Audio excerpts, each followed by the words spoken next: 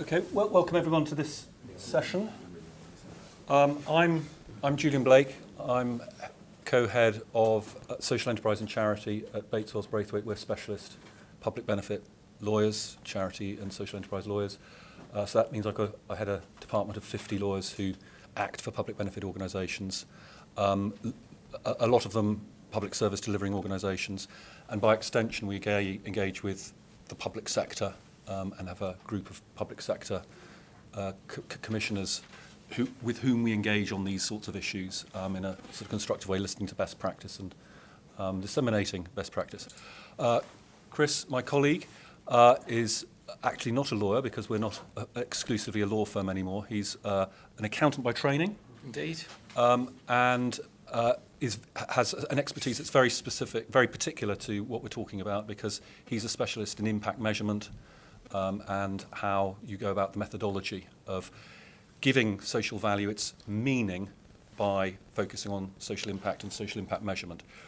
So what we're intending to do is to survey the legal territory. We see that the title of this session doesn't stop after the legal clinic. It's supposed to also be the art of the possible. It goes on. So the first sounds a bit off-putting, and the next starts getting us interested again. One very quick question. Can we get copies of the slides? I hope so. Lots of... Yes, you should be able to. If you can't get them from SCUK, which I'm sure you can get them from me. My detailed? Well, yes, cards available if you want them at the end. The art of the possible is really the subject, because law, is a background to social value rather than something that's determinative. Social value, I'd start by saying everyone would say it's a good thing. Politicians would all say instinctively it's a good thing. But then the next question arises, and how is it actually going to be given its meaning? How is it actually going to be implemented? How is it actually going to be a substantive subject? I thought one quite progressive thing last year, in theory at least, was Lord Young, who produced the report on the Social Value Act, or led the report on the Social Value Act that was published last year. At the end of this conference last year, declared himself to be persuaded by the efficacy of social value. So that's quite significant as far as it goes, because that's a politician you wouldn't necessarily associate with being persuaded by the value of something with social in the title, in that sort of sense. How far we've progressed from there since over the last year is another matter. We've progressed bit by bit, I think, but the big subjects, the big issues, are still current. And the biggest really is talking about public services and the procurement of public services incorporating social value. And what we're really saying there is that social value is more, it's difficult because it's about something that isn't obviously measurable, but it's not that difficult. It's relatively difficult, not absolutely difficult. If you're willing to engage with analysis and application, and being creative about things, then it's not such a difficult subject, and you don't have to confine yourself to the simple subjects of price, which is easy, and quantitative assessments, which are proxies for quality, which is easy. Those two things are easy. Social value and social impact is not so easy, but it's not that difficult either if you go about it in the right way. The obstacles really to social value, and I'm conscious I'm talking to procurement officials here, so officers here, so there may be some disagreement about some of the issues, but from my perspective, as someone who's interested in socially focused organisations being able to do what they do and being recognised for that, the law really is not a barrier to social value. What is a barrier, and neither are the EU procurement regulations, in fact on the contrary, which we'll come to. What are barriers, I would say, is a general natural human conservative attachment to what's familiar. You do what you do, you carry on doing what you're doing, and changing things is difficult. Worse than that, risk aversion. And worst of all, which is pretty characteristic of a lot of procurement activity, the process taking over from the purpose, and the purpose becoming a slave to the process, which is totally the wrong way around. And that is again kind of understandable that you get used to processes and you follow them, but it's always important to get back to what those processes are supposed to be about. So broadly speaking, lack of imagination is the reason that social value isn't better integrated into procurement process and commissioning more generally. So this session is more about being the art of the possible than a legal clinic. So I'm very happy to talk about the various what I would describe mainly as tenacious myths about what you can and can't do in relation to procurement activity. The law in this area, if you're going about it in the right way, if you're going about it with the overarching principles of objectivity and focus on purpose and proportionality, the general treaty principles actually, if you're doing that, then the law is facilitating. And it was facilitating before the Social Value Act, and it was facilitating before the latest reform of the procurement regulation. Social value has been built into all of those things previously. What the Social Value Act did, very helpfully, was provide some focus and a stimulus to considering these issues. And it added, on top of a general power to be able to apply the principles of social value, a duty to consider doing so. So a duty to consider doing so has been added to a general power to be able to do so. So I'm now going to run through the legal context, the legal framework. Not a lot of law in there, but there's a lot of context. What we then intend to do is I'll pass over to Chris, who, with his particular focus on developing impact measurement projects and concepts, will illustrate the application of how social value can be built into the commissioning process. And at the end, I'll just go through what it seems to me an absolute, best practice case study of how an organisation can think in terms of social value, embrace it, make it totally integrated with what they do, and become a tremendously successful business because of that. As I say, I'm very happy to make this a fluid discussion so that anyone who wants to raise an issue or disagree with anything I've been saying, very happy to accept that we move off in different directions. But the basic framework is I'll give an overview, Chris will give a bit of applied study, and we'll just then focus on a really good example. So first slide is just referring back to the review of the Social Value Act last year, which gave us a commentary on where we are in terms of social value in broad terms, that it has had a positive impact, it has had a stimulus, people are thinking about social value and talking about it, but there is a lack of awareness generally about what it is and what it means. And the thinking was that the idea of actually turning it into something meaningful by being able to manage it was underdeveloped. Now, I think I would slightly disagree with that. I don't think it's underdeveloped, it's just not widely disseminated. There are lots of different methodologies, and we'll hear later about how actually those methodologies can come together in a more coherent approach to the concepts. The actions that came out of the report were that guidance was desirable and is in the process of being produced and disseminated. There was a particular issue that central government perhaps hasn't taken the concept up as much as local government, and that there was an idea that it should be specifically promoted within central government. In fact, I'm going to be involved in a panel, an external person on a panel to assist with that over the next couple of months.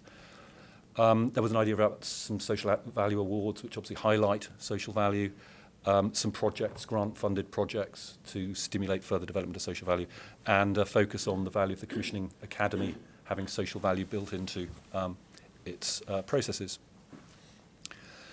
Now we're into the public policy context. This is broadly speaking the legal context. My professional career has scanned 30 years worth of seeing the public benefits sector develop. Charities becoming professional charities, business-like charities, becoming called social enterprises developing, becoming successful businesses, wondering where their finance is coming from, social finance developing as a answer to that, and there's a pretty interesting social finance industry developing. We have now a specialist social finance team. All of that very relevant to the big subject of public service reform, both out of the policies of the last three governments, the Labour government, followed by the Coalition, followed by the Conservative government, all of them, broadly speaking, thinking in terms of public services being reorganised by the state doing less and independent providers doing more. That means independent providers providing the social value, the purpose that's necessary in delivering public services. On into social value, social impact measurement as mechanisms for giving meaning to social value. And then on, actually, now we're hearing much more about socially focused business, so commercial businesses that see the business efficacy and the ethical reason for focusing on social social aspects of what they do in a more direct way. So, for example, we, as a law firm, we're a commercial firm. We have just been accredited as a B Corporation, which is a US-based initiative to give recognition to commercial organisations who nevertheless contribute actively and are committed to social purpose. So that's a growing movement. And generally speaking, there's a sense that, as Lord Young observed last year, there's a business efficacy to social value, not just a moral one. What I would say in legal terms is that social value as a concept needs integrating with other areas of UK law and particularly the areas of development in the European law. Social Value Act on its own isn't enough. It's not the only thing that's relevant to social value. Broadly speaking, what we need is an integrated theory of change. Going beyond social value is just a good idea. And the case studies, the very good case studies that we will hear about today, we heard about last year, we heard about the year before, it's got to be more systemic than that as a fully developed thing. And what that really means is it becomes recognised generally as a subject that represents good policy and good business. So it's good for everyone. What that really needs is integrated perspectives. There's the public sector perspective. It needs better delivery of public services, the coordination of public services. In terms of public policy, the commissioners, their duty is to achieve that. Their purpose is to achieve that. The suppliers, many of whom will be social enterprises, if we're talking about social value particularly, their interest is in meeting their public benefit purposes through the delivery of public services, and they wish to do it in a way that is integrated with the real value that they have to offer. And beyond that, we also have the social investors who are looking for impact and can see social value, and suppliers who deliver social value as something that will deliver the social impact that they're set up to achieve. So the supplier model that's relevant to social value, social enterprise, a commercial organisation or a commercially operating organisation with a public benefit purpose and mission is a very good example of how social value can be integrated because it's dedicated to its purpose and its mission. It's business-like, and it integrates social value. It's interested in the purpose, not just the profit, the collaboration, not just the competition, social value, not just shareholder value, and the social impact of all of that, which can also generate business success. So there's a virtuous circle if social value gets integrated in an appropriate way, and that becomes an economic model for the delivery of public services that isn't confined to the social supplier. It's a value for all suppliers and all commissioners of services. And there's then a sort of adjunct to this, which is social buying, which isn't quite the same, because that's more about when you're procuring something, expecting the person you're buying from to be doing some good things alongside what they're doing. The broad point, legally, I would say, is the role the Commissioner has in public service markets to require quality. And the negative sort of version of that is not just to require the cheapest service. Of course, price is important, but so is quality, and so is social value as a very significant adjunct to quality. So really what the commissioners are doing is, in as far as it's a market in public services, it's a market that needs that sense of regulation for quality. We can't have a market in public services that doesn't deliver proper public services. A market might not deliver some public services that are required.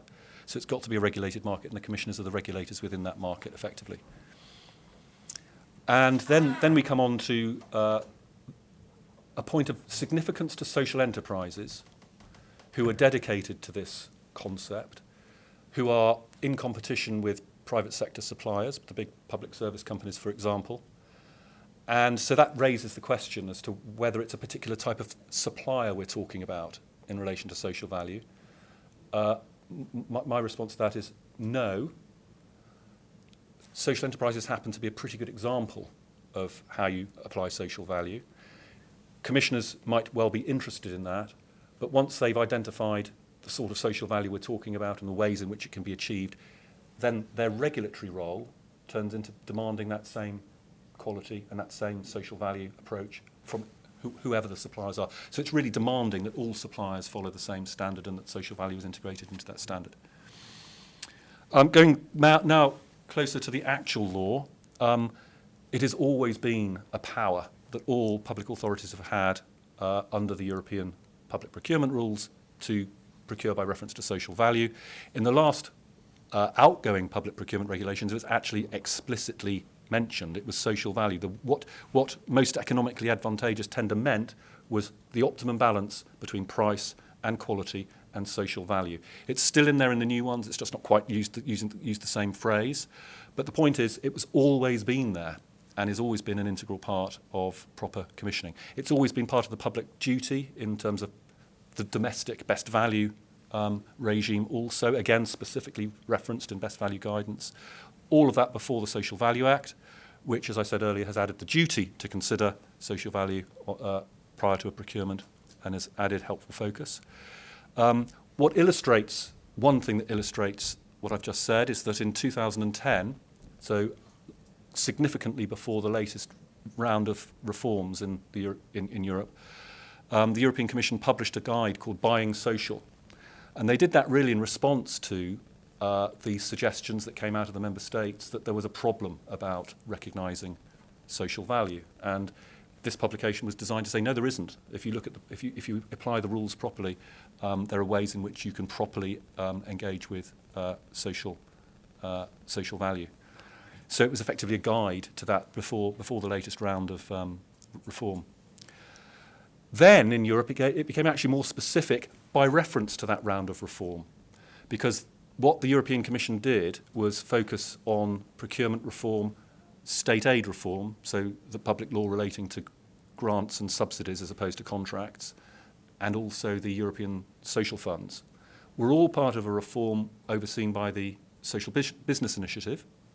And the Social Business Initiative was, and this is a quote from Europe, was inviting governments and stakeholders to develop ecosystems for social enterprise because they represent smart growth, social objectives, impact, innovation, worker motivation. So that's the European Commission in 2011. That's why I say the idea that OJU is the problem in relation to effective commissioning by social value is not correct. There are all sorts of myths about why the procurement rules are a problem. And we had a quick moment earlier about one of them, the issue about you can't procure your local supplier. Well, put like that, it's true. You can't procure your local supplier because it's preferring your local supplier, not necessarily for an objective reason. Your local supplier isn't necessarily the best supplier. But local suppliers generally might have characteristics that make them good suppliers. So, for example, if you're delivering a personal care service, you might want to know that your supplier is in the locality so that they can provide close attention. That's not preferring them because they're local, it's preferring them because they're able to deliver the service locally. And theoretically, the big German public service company could get a local office and could be local, theoretically. But actually, there's a very good reason why. There's an objective reason why local suppliers are desirable, but you don't procure them on the basis just that they're local. Now, that's one. But you can't put weight in your tender to say you must have an area office within 5 miles of the premises.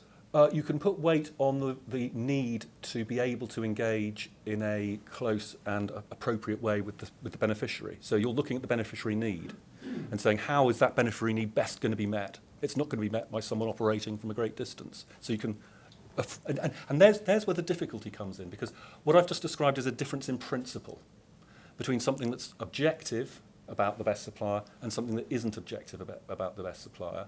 And that's the difficulty. You've got to make sure you're focusing in on why. Why is it better to supply a local supplier, objectively speaking? Not for the political reason that it gets votes, but for the practical commissioning reason that it's going to get you the best service. Why? And phrase it in those terms. Can I raise one issue? How we can merge or get closer to things, social value and community values. Yes? Those two elements working side by side, like two different cells, not aware of each other's. In a procurement, if we can get social value, recognizes the community value, it will transmit. Yep. And there will be a kind of a Yep. sport within it. And in terms of the procurement, it becomes much clearer. Those two values merges and be able to hold the services. That's absolutely true. And what I would say about that is that it's what does social value mean? It incorporates community value, or can do. And so what you're really talking about with social value is the way in which the delivery of services can provide benefit to the community. It really is quite closely connected. I'll come on to later to some examples which can illustrate that. So I'd say from a commissioning perspective, what we're really talking about, because it's a bit more difficult than judging price and a bit more difficult than judging outputs, you then get this question about, am I going to be challenged if I try and phrase this objective version of why it's appropriate for this to be in the specification? That's the real issue.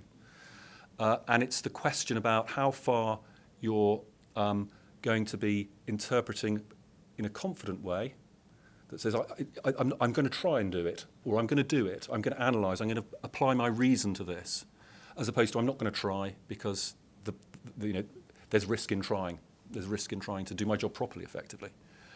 On the other hand, as a commissioner, you're responsible for commissioning the best public services you can deliver. It's a duty. It's a duty to apply yourself to these things with a bit more application than just saying, let's get the cheapest price and at an adequate level of quality.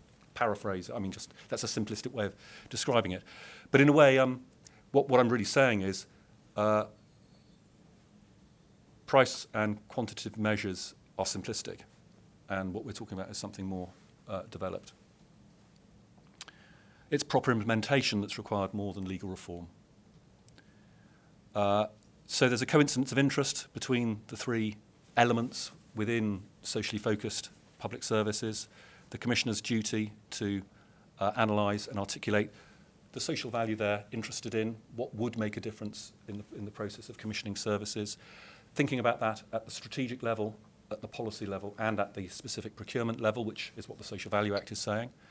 The suppliers, obviously, with their focus, and I've mentioned commissions quite a lot here. Of course, all the issues about it being something that should be paid proper attention to, properly analysed, properly applied, equally true of suppliers.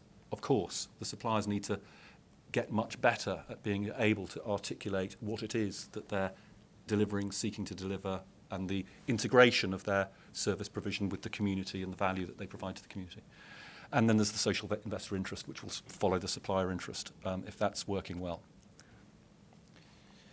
So I will now quite quickly go over 3 points about social value. Different people define social value in different ways. I think of it in 3 ways.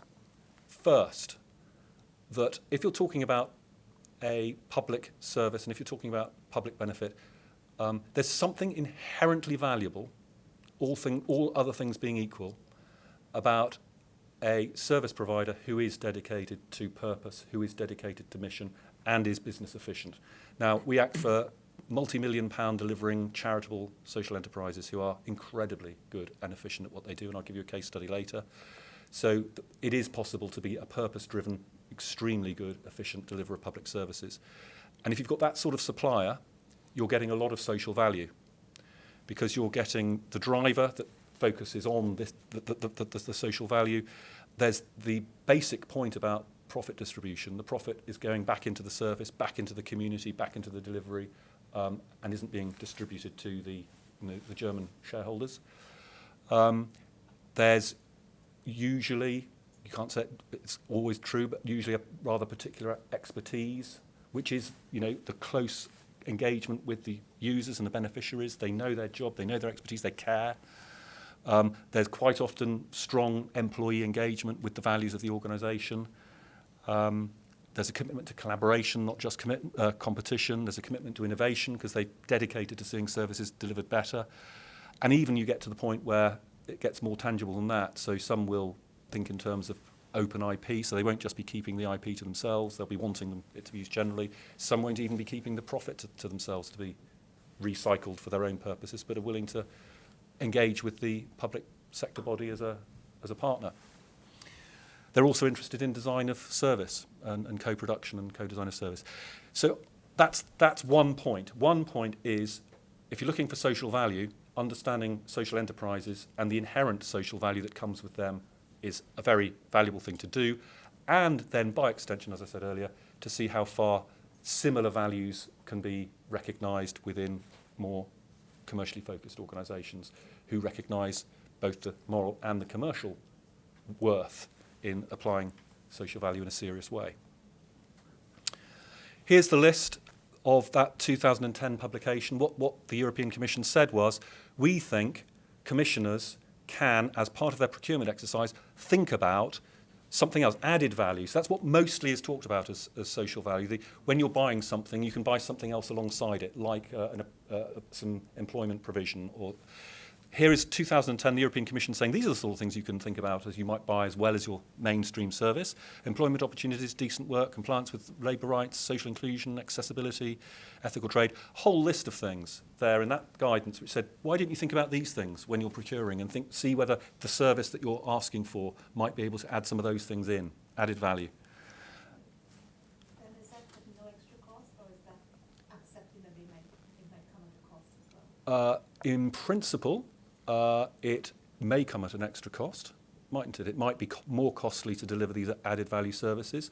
It depends, though. It depends on the particular service and the particular suppliers. So one version of this, which is quite interesting and was certainly practiced in Sweden quite systemically for a while, was to say, we've worked out what we think a reasonable price for this service will be. So we want you all to pay to bid on the basis that you're going to be paid this price.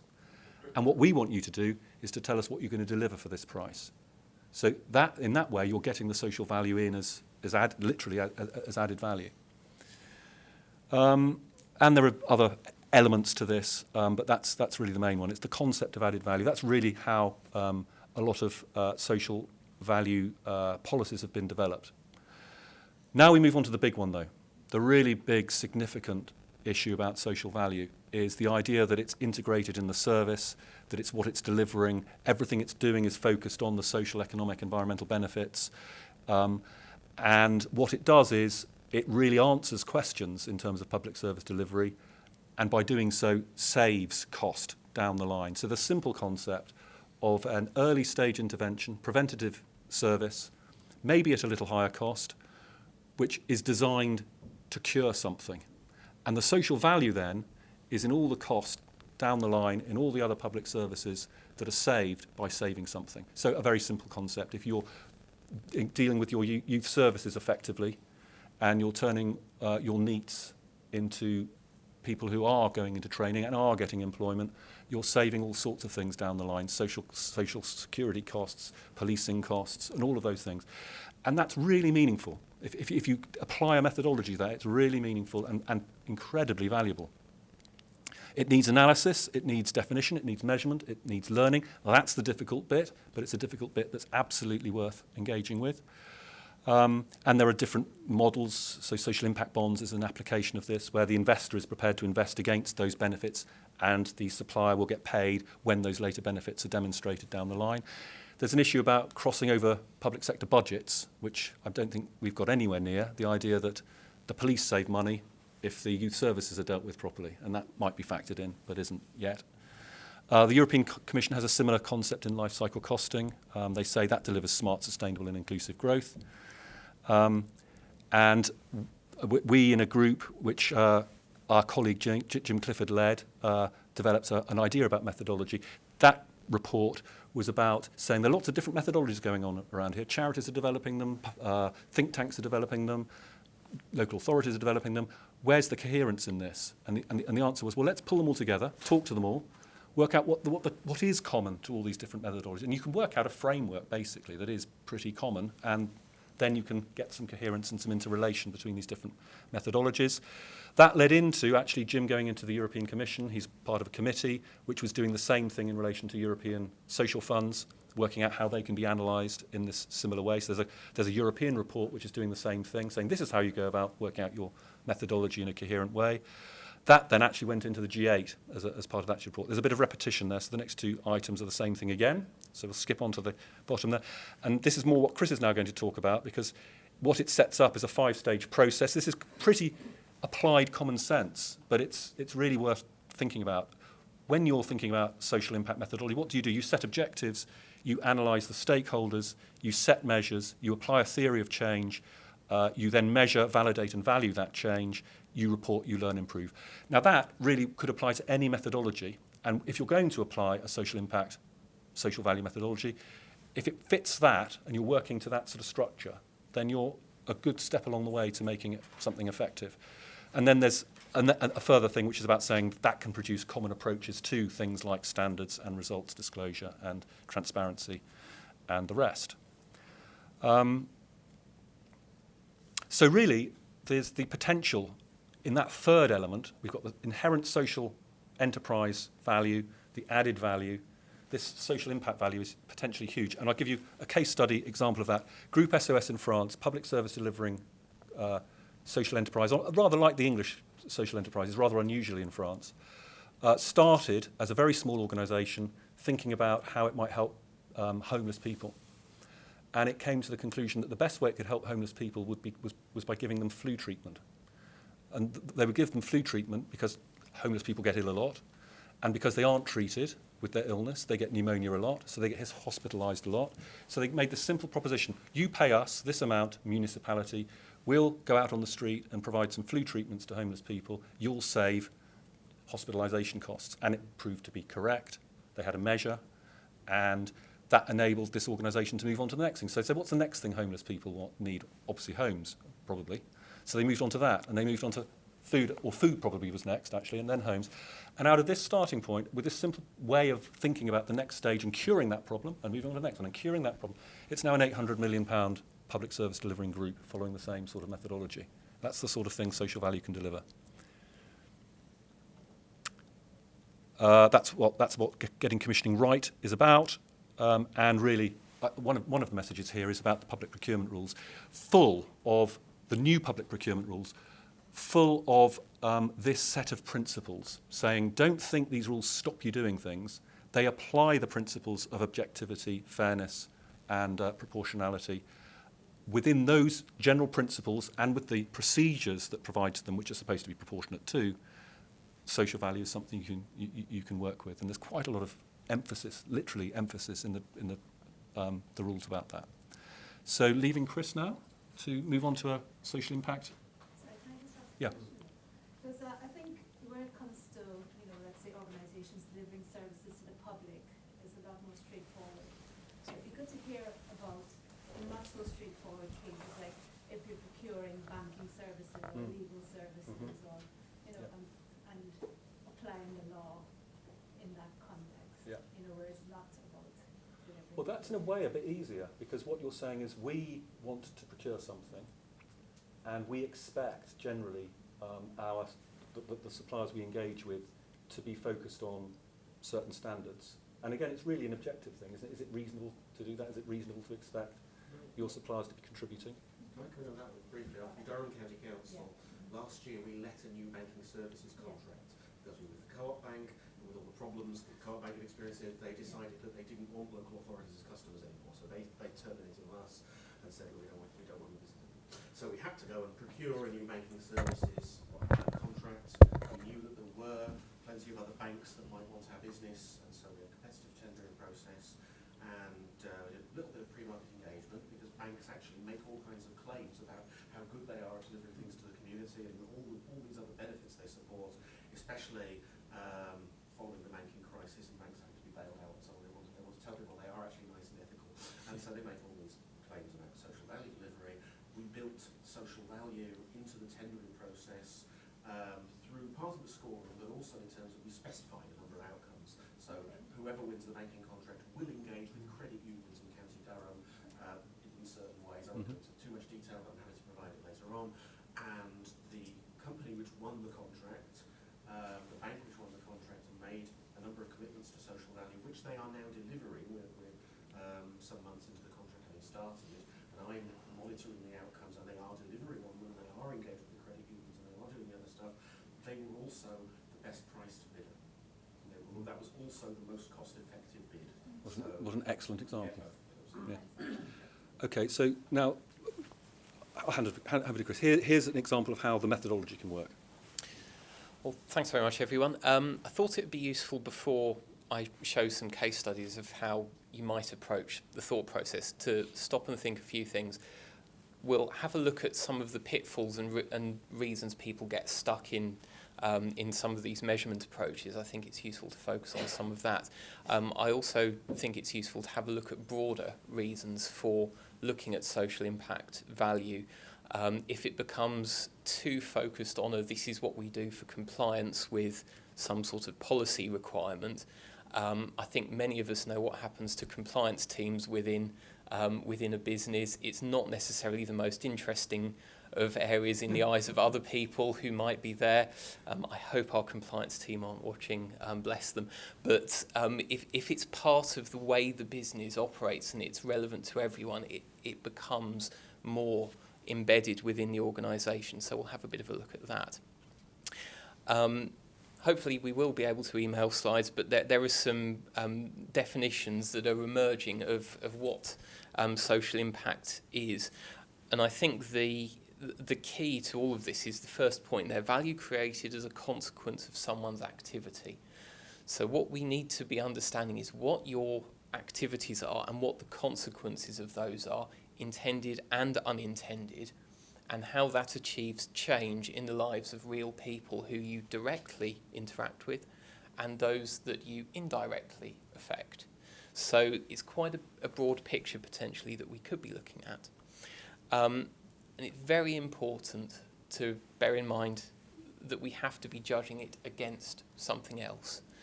So what would have happened anyway? A difficult question to answer sometimes. The other thing that tends to cause a bit of confusion as we start to look is the difference between outputs and outcomes. An output is we delivered this service to 4,000 people. That is not an outcome. An outcome is so what happened next. Those 4,000 people went on to their families, their parents, their neighbours, their children, experienced the change of.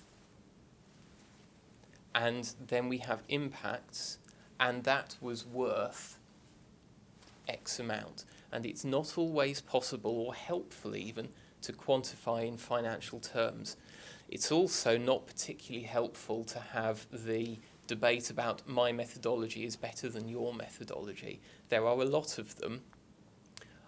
Personally, I think the important thing is to stay close to the stories of the people whose lives you've affected. And if you are telling those stories effectively, you're probably doing the right thing, as long as it's cost effective for your organisation. And there are some methodologies that would involve a fairly extensive piece of research. There are others that are a lot quicker. I shall say nothing more, but please stick to the stories. So why? Well, it's an important story to tell for procurement, but there's a wider picture to this as well. If we're understanding the social value of what we do effectively, then we can do a number of things in the business and the way the business operates. We can compare social value between divisions of the business and think, well, why is that one delivering better social value than that one? What is it about the way they're doing what they do that we could learn and move across here? Sadly, a number of organisations find themselves having to restructure. If we are in that unfortunate position, which bits of the business should we be preserving on social as well as financial value grounds, if possible? If we're looking to engage with social investment, it's absolutely essential that we're presenting the theory of change, the story of how we achieve that impact, for whom, what value. That's part of the way a social investor will assess the prospect, and it's probably one of the first questions they'll ask you. And they will want to know the stories. It's also then about monitoring and controlling, and you will no doubt have some financial key performance indicators. Why not add some social key performance indicators? What we tend to find is if you understand how the outputs, the interfaces with your beneficiaries, convert into outcomes and impacts, you can usually work back to find one particular output of the many that you could measure that logically shows a link through to impact. And if you include that in your key performance indicators as an informed output that's indicative of impact, that can help you in managing the business. It's not an easy process, but it's well worth considering. So business improvement, access to social investment, compliance with procurement processes, all sorts of reasons why you might want to measure and look at this. And there's all sorts of levels that you can go to. So if we look at this diagram here, the words cashable and savings rush with great haste to all sorts of local authority processes. We're very pleased to see that in the world of social impact bonds, the word efficiencies is also coming onto the horizon, which is an informed addition to that space. Cashable savings are usually fairly direct and obvious measures. We got someone into work there, therefore not claiming as much benefit from the state as they once were. There are local area economic effects. That person is now in work, they are productive in the local economy, and that productivity cycles round as they are paid, and that contributes to other businesses. There is the broader social impact, and you can look at it in a very limited context, the immediate social and community around that person and the broader community. So we'll have a look at some examples of how that works. So hopefully that is almost large enough for people to see, but the two social enterprises that I have seen in real life, and a whistle-stop tour of both, not sadly having time to do full justice to either, but it's useful to look in practical terms. This is a cafe that delivers, actually, I've been there, very high quality food, but is specifically set up to offer employment opportunities to people from the local area with learning difficulties, physical disabilities. Where possible, they also try to offer opportunities to ex-forces people, particularly those with post-traumatic stress or other and physical injuries. And they're specifically focused about training and experience, because what are the things that hold people with those types of issues in their background back from getting work? It's the experience, it's the willingness of other employers to trust that that person can sustain a job in a workplace, and so on. And training and qualifications is a key part of that. Many of you probably recognise this sort of way of working. What are the outputs? Well, employment. There are a number of interactions with customers that occur on a daily and annual basis. CVs that say, I have done a job, I was successful at it, I held it for a suitable length of time such that you can trust I'm able to hold down another job when I move on, Mr. Alternative Employer, or Mrs. Outcomes. I've not separated these into primary, secondary, direct or indirect. I think it's just useful to think about them. Employment has value. It's productivity. It's future employability. It's savings of benefits. But let's now think about the wider community. Positive interactions between staff. The cafe makes no secret of how it operates, quite the contrary. So how does that affect the community's perception of a person with a mental health issue or a learning disability? The fact that you've just had a positive interaction could perhaps change the way that you view that community and the way another business views that community without even being directly likely to employ people from this cafe as they move on. Improvement in mental well-being for staff. What does that do for their wider family, for their children, for their parents, for the family carer? So the values, which is often a piece that people struggle with, how do we place a value on that change? Logically fall out. Reduce benefit costs, increase tax, local area productivity, reduction in health and social care costs, influence on other employers. That does have a value. Potentially it's saving them recruitment costs. Some people with this group statistically will stay in a job for a very long time. There's a lot of loyalty that could be built up there. Reduce stress for family carer, and so on. It's a snapshot of the sort of things that you might be looking at, and which are perfectly objective and good reasons for saying that we created social value in excess of another cafe which simply served some food to some people. Second one.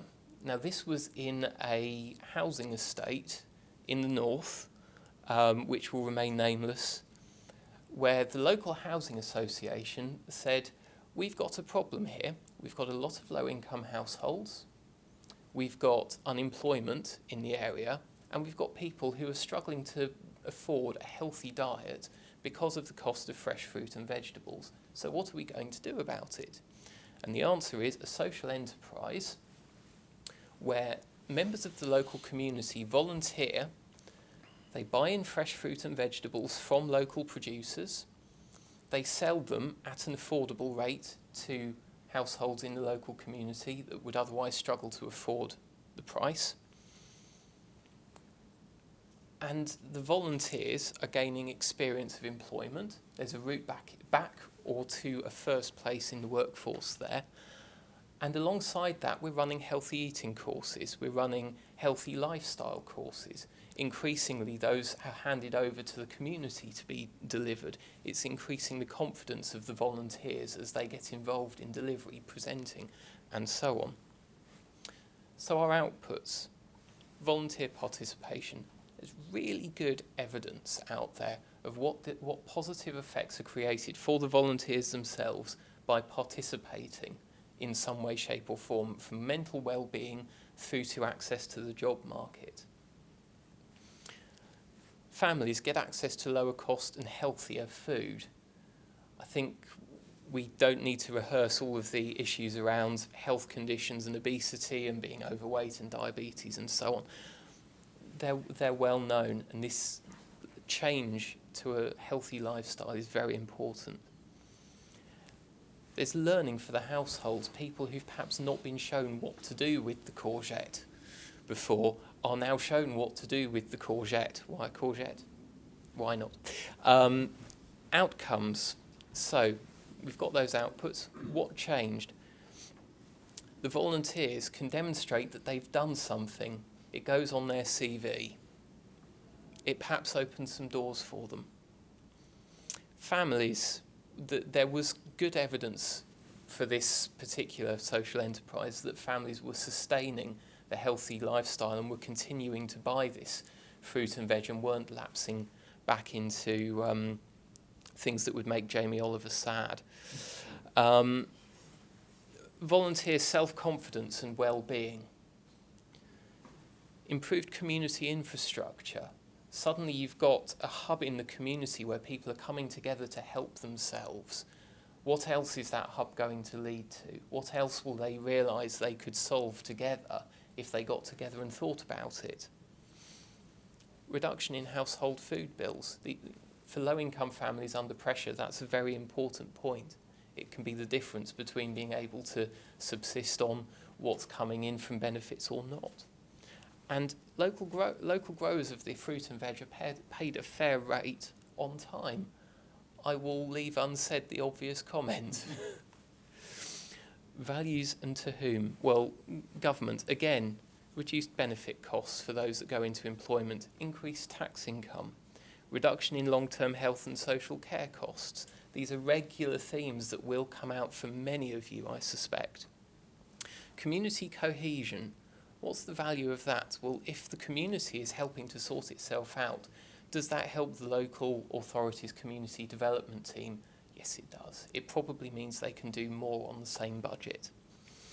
Improvements in community well-being. Sustainable business models have been created.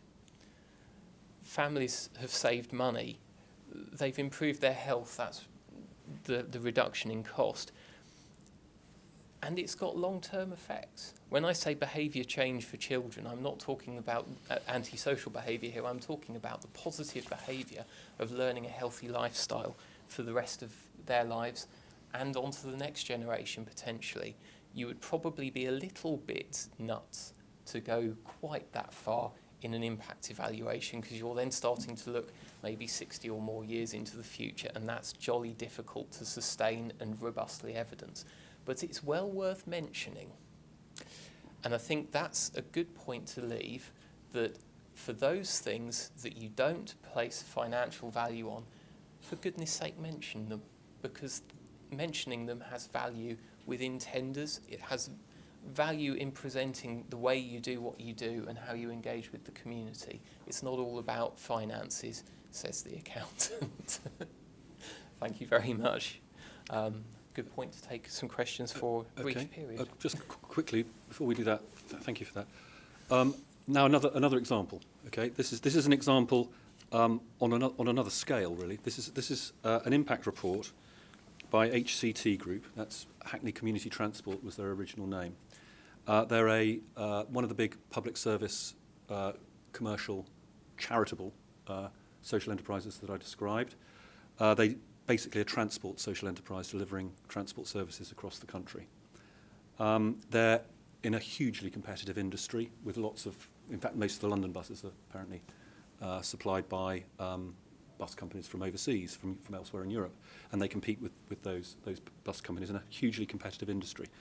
Now, you can go to their website and see this 2015 impact report. It's hctgroup.org. And if you read this, you think, why on earth would you ever engage with any other sort of supplier than a supplier that does this sort of stuff? Because this is an example of how you start thinking about social value and you integrate social value into everything you do, and it makes you a hugely successful business. And as I say, the sort of business that any commissioner would recognise as the type that they want to engage with. As it happens, they're procured on the basis of the Utilities Directive because they're transport, not the Public Procurement Directive, and the Social Value Act doesn't apply to that. So here's an example of something that happens without the Social Value Act at all, except it's the consciousness-raising aspect of it, perhaps. And really, if you take the three categories that I referenced partway through my earlier discussion, the idea that there's something inherently valuable about a social enterprise, a purpose-driven, a mission-driven organisation. There's the added value concept. You add something else to the service you provide, and there's the social impact that you deliver, which Chris has just been describing. Got all of those things. Inherently, it's a transport service that starts from the community base. In fact, it literally started as a minibus service run by volunteers on a grant-funded basis in Hackney. And that was 1983, and it had a turnover of £200,000, grant-based turnover. So that's where it starts. The social value was in volunteering to provide community minibus services. But they had values that were extended into more contract-based delivery when the grants started drying up. So they thought, well, how are we going to react to this? We're going to have to be competitive in the contracting of community minibus services initially, and then in other areas, and on it goes. So diversifying the services, diversifying the areas of operation, but with this integrated concept. What are they there for? They're there to deliver community services to the best of their ability. So inherently they bring that. What that meant was that as they got more commercial, they operated what is called a little bit imprecisely the Robin Hood principle, because Robin Hood involves robbing people. There's no robbing going on here, but there is the idea that you're earning your commercial income and subsidising the uncommercial services from your commercial income. So they obviously did that in a huge way in building up a very successful commercial business that also continued as a very successful socially focused business. So all sorts of community services are added to the mainstream running the London buses and running the services everywhere. So here's a page worth of all the other types of service that they run. Dial a Ride, Your Car Club, Community Bus, all of these things. And some of them work commercially, some of them don't. But what they do is they provide added value services. So if they're taking on a commercial transport service, they'll add in the community services as well. And then you have some basic things, like if a bus is going from there to there, or a minibus is going from there, maybe more usually, what's happening with that minibus? Is it going back empty, or is it able to do something else? You know, basic logical planning as well. So that's built into it. Added value services. Not only do you get the transport services, you get other things too. And in actually some pretty precise ways, because they also train, have a learning centre, providing training qualifications related to their industry. They run apprenticeships. So they're also developing employment benefits out of their service as well, because they employ people, so they can add value through the employment of people. And they're an example of what I mentioned earlier about profit sharing. They entered into some specific agreements, said, look, we do make profit, but because we have to develop and we have to be an efficient organisation and we have to improve our service to the community. So that's what we do with our profit. Our competitors will send it off to shareholders in other countries or in other commercial operations. But actually, we're prepared to hypothecate some of that profit and say, we'll do a partnership with you. So we'll take the profit we need for the development work on this contract, and if we get more profit than that, we'll share it with you. And you can decide what community services are better. We're quite good at that, but you can do that too. So there's added value things built into this. But then you have the impact. The impact in this sort of thing is really incredibly impressive. And you go through the sort of analysis that Chris has just gone through with the other examples. So there's obviously well-being to all the community users, well, the ordinary users and the well-being users of high-quality bus services. We're talking about high-quality services, highest quality services. There's the training, there's the employment, there's the really important thing for the market I was describing, the public service markets, because it's driving up the quality and driving up the social value that everybody else has to deliver to be able to compete with this incredibly efficient organisation and productive organisation.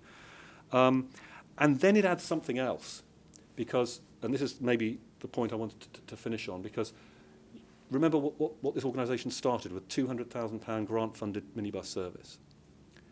It is now a £45 million organisation employing 900 people and has 10 depots throughout the country and some other feature 500 buses. So and what is that? What is the impact of that? An organisation with those values, building on those values, delivering that community social value at every stage of its development.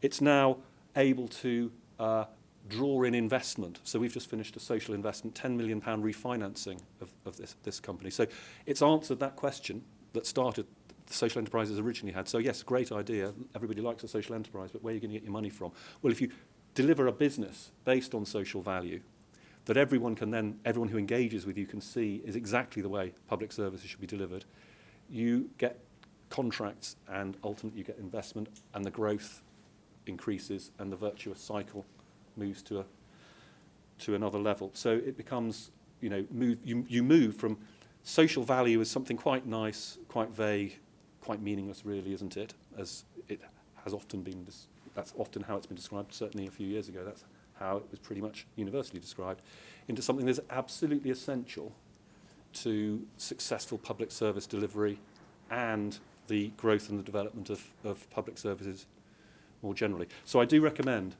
go on the website, have a look at this, because it's an extremely good example of how things should work and what social value really means. Sorry, can you just give us that URL again?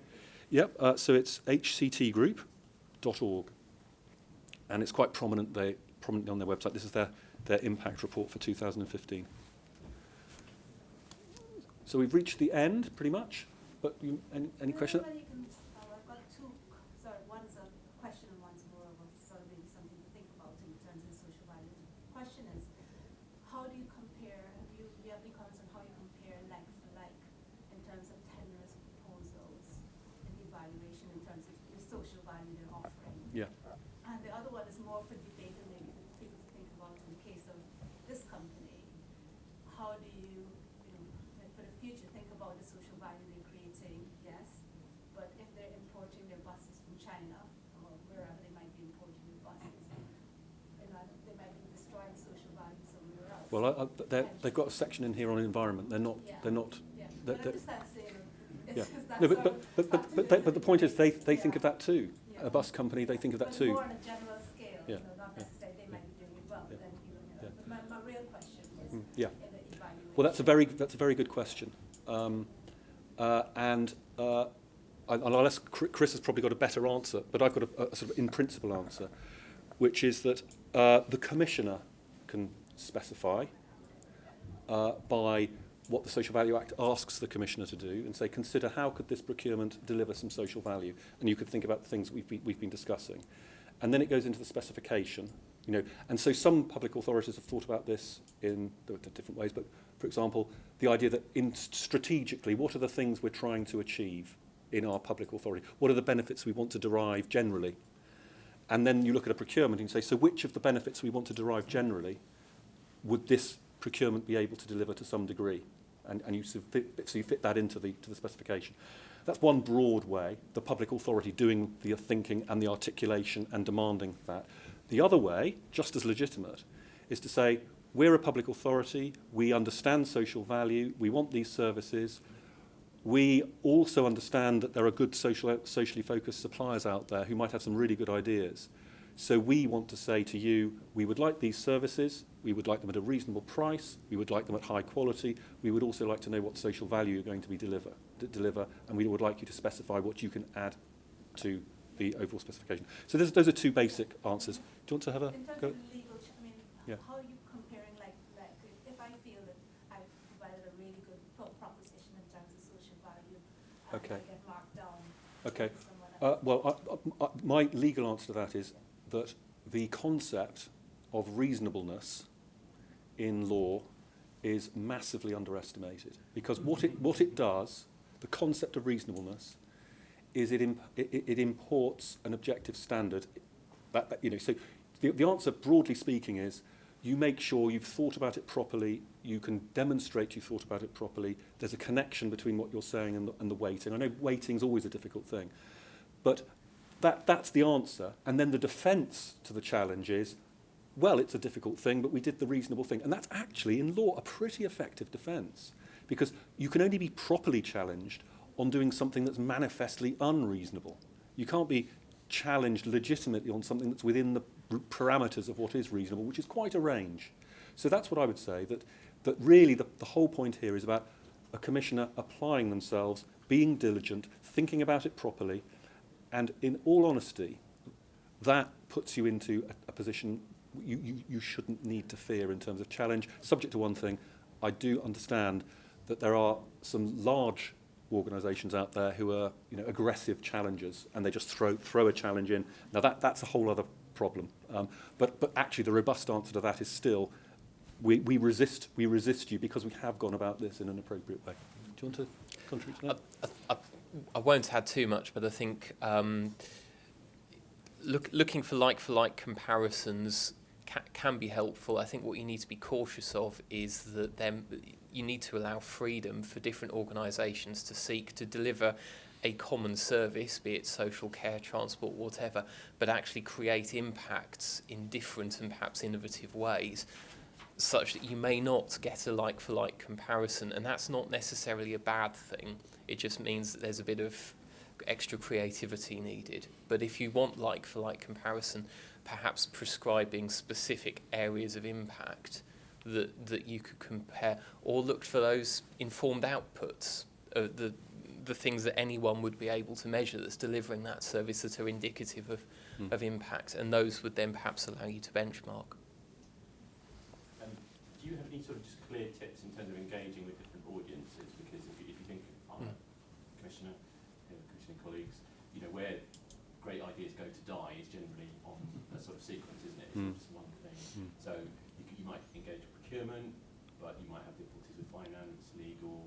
We have increasingly queries from risk and insurance colleagues about liability and challenges to councils. So is there any kind of tips? Because it's not the same discussion, is it? No. Because just saying it's a good idea, I think like you've said throughout. Well, I was a little bit nervous sitting in here with a room full of commissioners in case, Because that's not enough. It's not enough No. just to say that to people. Well, and that's a report you get a lot from the commissioner is saying, yes, but my procurement team won't let me do it, or if my procurement team will, my legal team won't.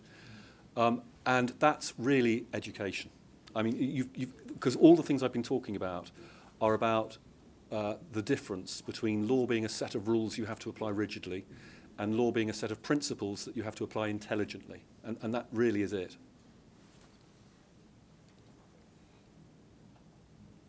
Can I just ask about, there was a statement up there that value is the benefit, and then also looking at the disbenefit, for want of a less ugly term. Yeah.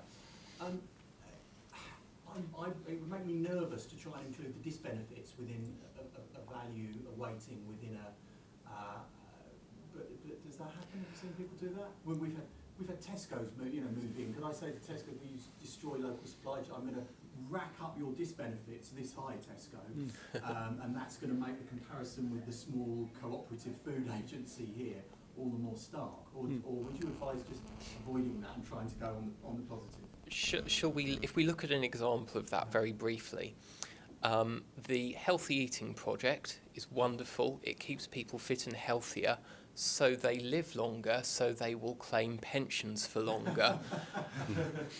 And they may get some later in life ailments which might have different cost profiles than those that they would have had earlier. So that's the sort of thing we're talking about, that if you're going to create a gain, and that gain has a related, but probably we hope lesser, disbenefit, then if you're going to claim one, you need to take the other into account. Otherwise, it's a fair point of challenge, isn't it? If you haven't taken other important factors into consideration. Incidentally, we do want people to live healthy, happy and long lives. But if you're making an economic argument, you've got to be rounded. Sure. Yeah. Anything else? Very happy to carry on talking if anyone wants to carry on talking. Local authorities, day by day, losing the expertise in their hands out. And then the land also is moving out from the local authorities, especially in London.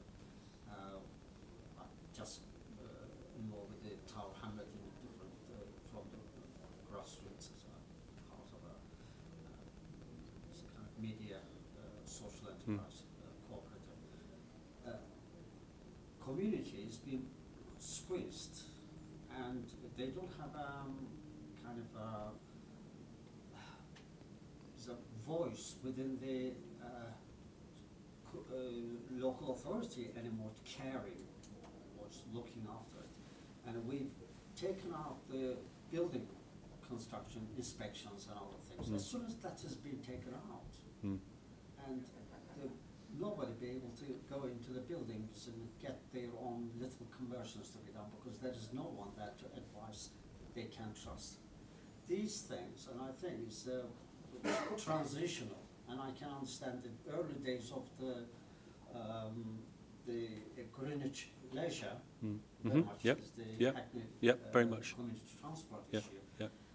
Services went very well, smoothly, because the community and the workforce being transitioned, and the premises stayed in the borough, serving everything exactly. It's that kind of things. It works very well.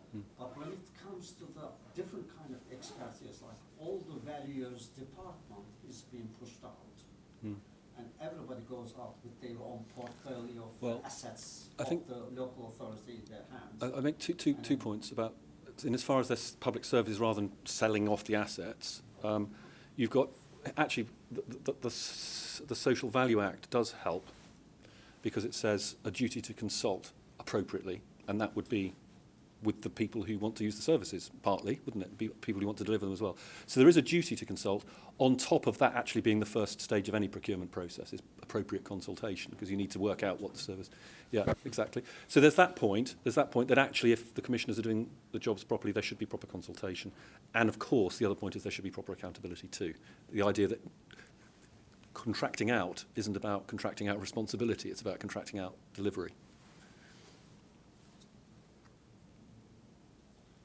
Long-term community planning structures Yep. is also in jeopardy in some cases, Mm-hmm. and how the social value can fit into it.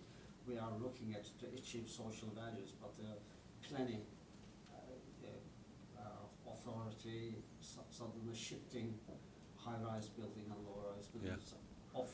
We're moving into agenda of moving into the policy local now. government and the London mayor or